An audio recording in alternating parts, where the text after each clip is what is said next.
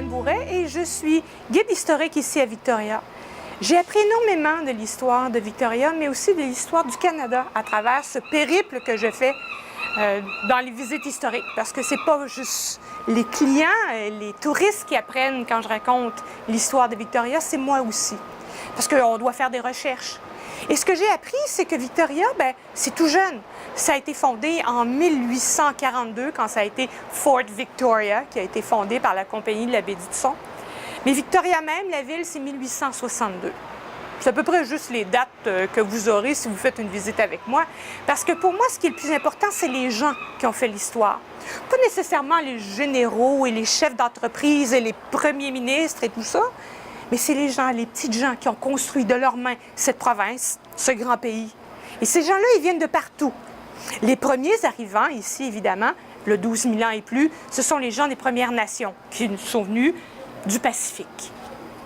Et puis après, presque 12 000 ans plus tard, sont arrivés les francophones avec la fameuse compagnie de la Compagnie de la baie d'Hudson, en fait, qui était une compagnie qui faisait la traite des fourrures. Et il y a eu évidemment des Anglais, il y a eu des Chinois, des Russes, des Américains. Il y a eu beaucoup de gens qui sont venus, qui se sont sauvés des États-Unis et de l'esclavagisme lorsque James Douglas a ouvert ses bras à environ 600 Noirs qui se sauvaient de la Californie.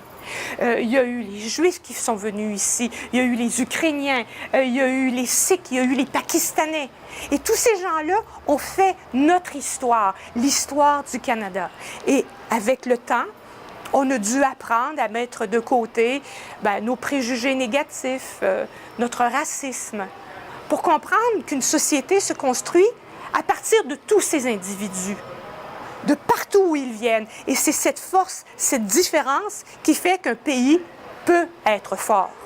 Mais il faut garder son esprit ouvert. Il faut apprendre l'histoire pour voir les erreurs du passé, en apprendre les leçons et ne pas commettre dans le futur les mêmes erreurs.